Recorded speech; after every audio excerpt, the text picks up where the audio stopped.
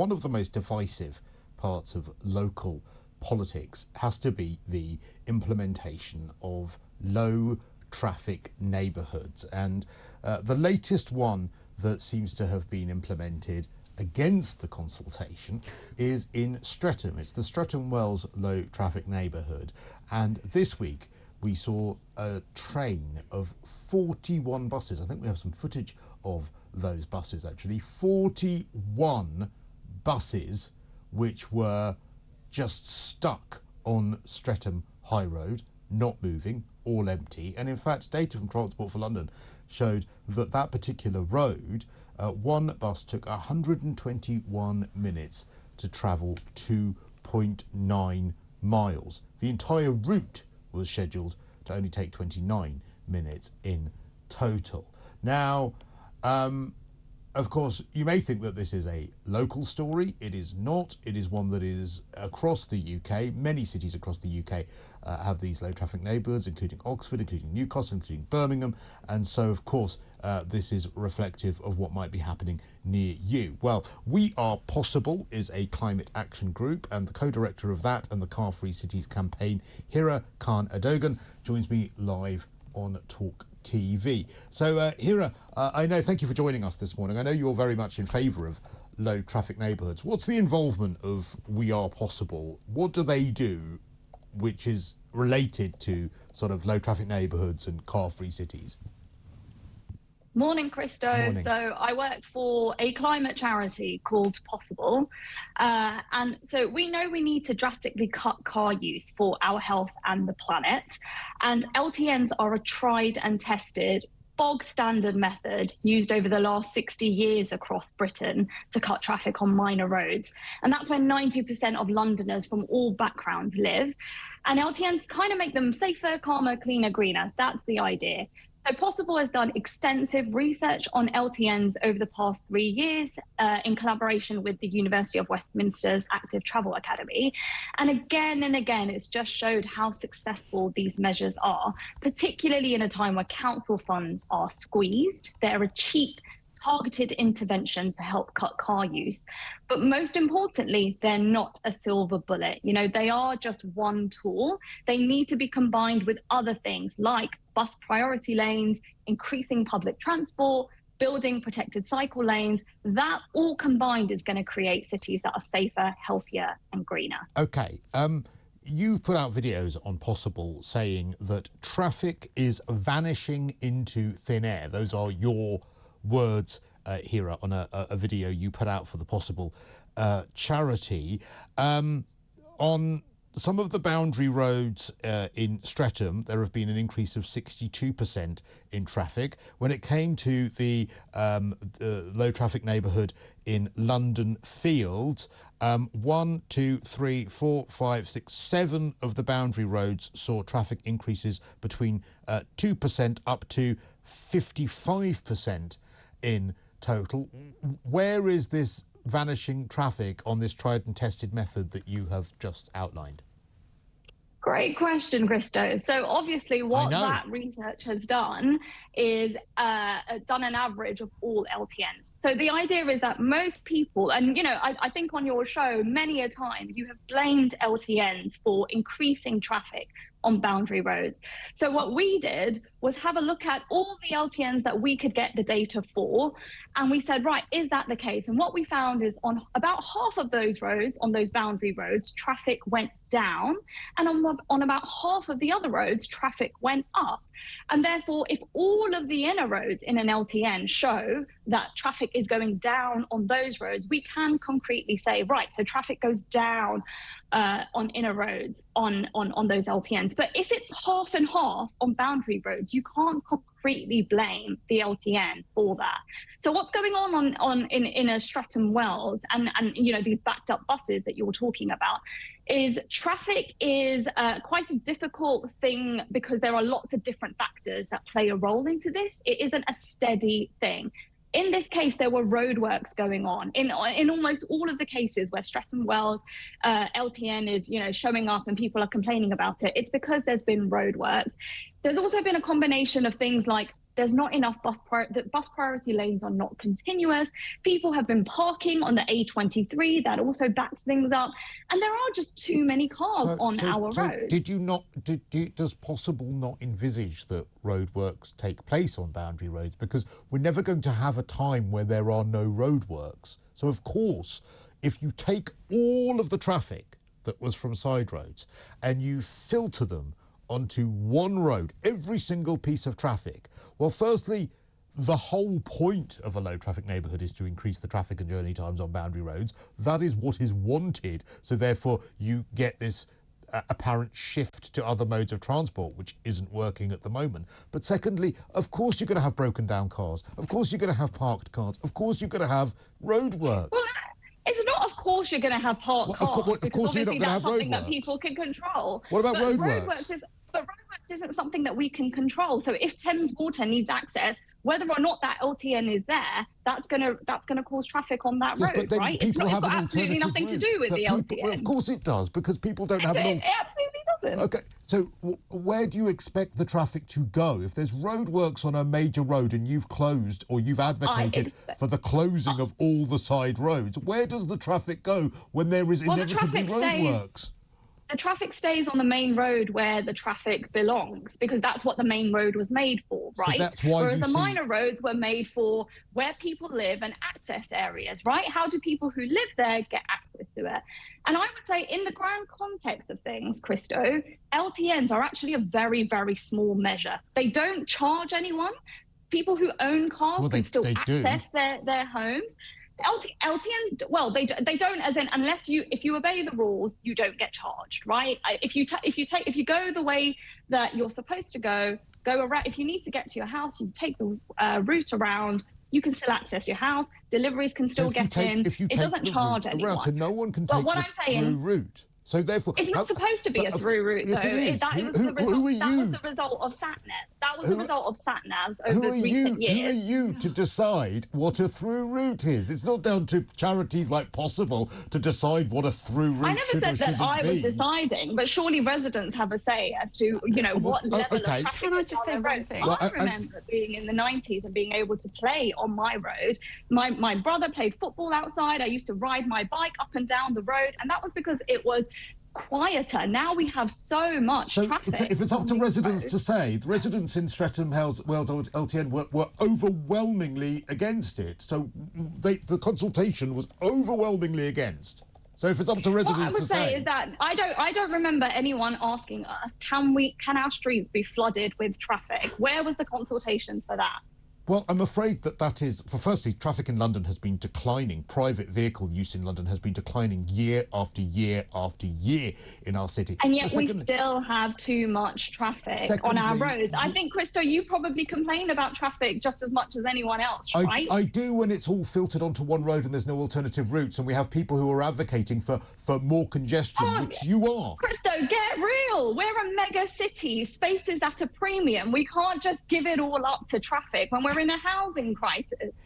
I just think that and I just want to return to this research that you cited, because wasn't the research that you cited regarding LTNs across the country that came up with the results that traffic evaporates or becomes, just disappears into thin air, in your words, which it certainly isn't. It was about London. It was about all the LTNs in London that we could get access to the data. But they were. So we've also done. No. So there's two researches, two pieces of research that we've done. The most recent one that we released, where, I did that lovely video you were talking about, that was about all the recent LTNs in London implemented post-2020. We also did research on historic LTNs, and that was in Birmingham, Bristol, Leeds, and London, where we asked residents with historic LTNs. These are people who've lived with LTNs for decades. What do you want? Do you want this removed? These are the LTNs that went through proper planning, that went through actual proper consultation and planning with councils, had planning permission, and those are the things that you've sort of added on to the recent LTNs to make it look like they're all the same. No, in fact, those are very, very different things. Okay. I would caveat that those are two different pieces of research, and our communication about them have been two separate pieces. Okay. I have not conflated the two at all. Just one final question before I want to bring someone else in. Did your recent research include Enfield as one of the LTNs that you said that traffic had reduced? Off the top of my head, I'm not sure, but if we had access to the data, then it would have been included. Yeah, because Enfield and more than one council, the measuring tactics that they themselves have used don't measure vehicles that are going under 10 kilometres per hour. They're actually pulled up on that because... Cristo, listen, we use the data we have access to. Yeah, but what I'm saying is the data is flawed. So you have flawed data.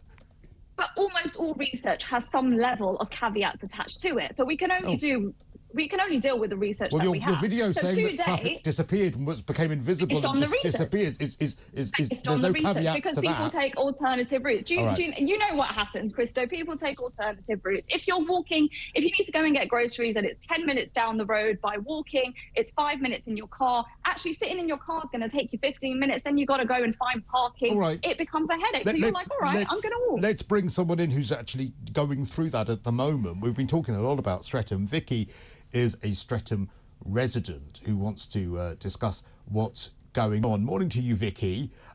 So you've heard what Hira had to say there, and I think that she's put up a very, very valiant argument as to why LTNs work, that main roads were meant for this sort of traffic, side roads were meant for them to be sort of quieter, children can play, and that it's roadworks and some of these other elements that are causing these buses to have delays.